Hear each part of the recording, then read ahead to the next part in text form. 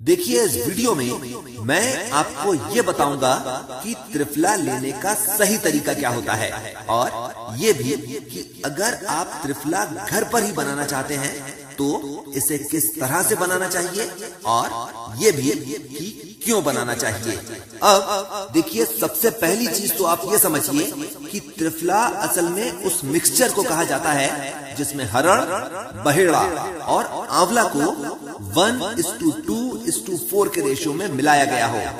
पर देखिए कुछ लोग ऐसा भी कहते हैं कि त्रिफला में हरड़, बहेड़ा और आंवला को 1:1:1 के रेशियो में मिलाया जाना चाहिए और कुछ लोग ये भी कहते हैं कि त्रिफला में हरड़, बहेड़ा और आंवला को 1:2:3 के रेशियो में मिलाया जाना चाहिए। और अगर आपको इस बात पर जरा सा भी डाउट है तो आप केवल इस श्लोक को पढ़कर देख लीजिए और आपको ये बात बहुत अच्छी तरह से समझ में आ जाएगी कि त्रिफला असल में उसी मिक्सचर को कहा जाता है जिसमें हरड़, बहेड़ा और आंवला को 1:2:4 के रेशियो में ही मिलाया गया हो। और देखिए इस रेशियो को याद रखने के लिए एक कविता भी है, 2 तोला हरड़ बड़ी मंगाएं, तासु दून बहेड़ा लाएं और चतुर्गुण मेरे मीता, लाओ आंवला परम पुनीता, कूट छान जही विधि से खाए ताके रोग सर्व कट जाए। यानी अगर आप बाजार से त्रिफला खरीदते हैं तो फिर आप उसी कंपनी का त्रिफला खरीदिए जिसमें हरड़, बहेड़ा और आंवला को 1:2:4 के रेशियो में ही मिलाया गया हो। पर अगर आप इतनी ज्यादा रिसर्च और इतनी ज्यादा मेहनत नहीं करना चाहते तो फिर आप सीधे सीधे पंसारी की दुकान पर चले जाइए, 100 ग्राम हरड़ खरीद लीजिए, 200 ग्राम बहेड़ा और 400 ग्राम आंवला खरीद लीजिए और इन तीनों को मिक्सी में पीस लीजिए और आपका त्रिफला का पाउडर तैयार हो जाएगा। इस चीज को भी समझिए कि जब आप इन तीनों चीजों को खरीदेंगे तो आपको इन तीनों ही चीजों का पाउडर नहीं खरीदना है, आप इन तीनों चीजों के सूखे हुए टुकड़े खरीदेंगे और आप उन्हें घर पर लाकर पीसेंगे। ये हो गई एक चीज। दूसरी और सबसे ज्यादा जरूरी चीज, देखिए एक बार में आपको केवल उतना ही त्रिफला बनाना चाहिए जितना आप 4 महीने में या बहुत ज्यादा हो जाए तो 5 महीने में खत्म कर सकें। और ऐसा इसलिए क्योंकि एक बार बन जाने के बाद त्रिफला की जो एफिशिएंसी होती है वो केवल 4 महीने तक या बहुत ज्यादा हो जाए तो केवल 5 महीने तक ही रहती है। उसके बाद वो त्रिफला लगभग बेकार हो जाता है।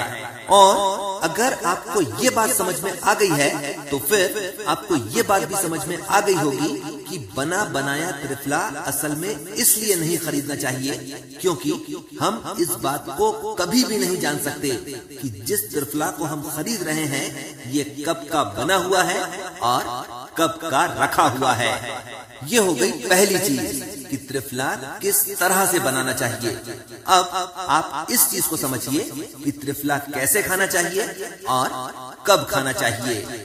मान लेते हैं आपने ये सोचा कि मैं कल से त्रिफला खाना शुरू करूंगा और देखिए सही तरीका ये होता है कि आप आज रात का खाना खाने के बाद त्रिफला को 250 ग्राम पानी में भिगोकर रख दीजिए और जब आप कल रात का खाना खा चुके तो उसके 45 मिनट के बाद आपको इस मिक्सचर को पी लेना चाहिए और अगले दिन के लिए इतना ही त्रिफला 250 ग्राम पानी में फिर से भिगा दीजिए। इस चीज को भी समझिए कि त्रिफला खाने का यही तरीका सबसे सही तरीका होता है और ऐसा इसलिए क्योंकि जब त्रिफला को 24 घंटे पानी में गलाने के बाद खाया जाता है तो फिर उस त्रिफला को खाने से वही फायदा मिलता है जो खाने को चांदी के बर्तनों में पकाने के बाद और सोने के बर्तनों में खाने के बाद मिलता है। इस चीज को भी समझिए कि अगर आप त्रिफला से बहुत ज्यादा फायदा लेना चाहते हैं तो फिर आपको त्रिफला को अलग अलग मौसमों में अलग अलग चीजों के साथ लेना चाहिए। और जैसा कि आप इस श्लोक को देखकर समझ भी सकते हैं कि त्रिफला को सर्दियों में गुड़ के साथ खाना चाहिए, गर्मियों में खांड और दूध के साथ खाना चाहिए और बारिश के मौसम में त्रिफला को सौंठ के साथ खाना चाहिए। पर अगर आप और भी ज्यादा बारीकी में जाना चाहते हैं तो फिर आप इस कविता को देख लीजिए।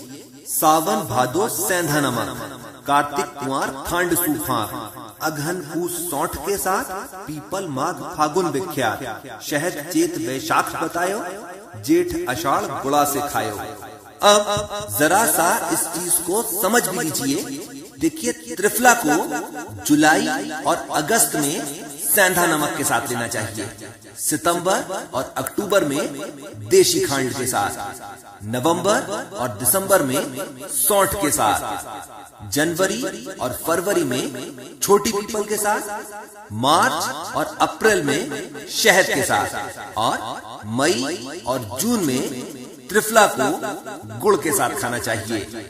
और इस श्लोक को पढ़कर और इस कविता को पढ़कर ये बात बहुत अच्छी तरह से समझी जा सकती है कि जिस तरह से हम दाल रोटी साल भर खाते हैं, उसी तरह से हमें त्रिफला भी साल भर खाना चाहिए।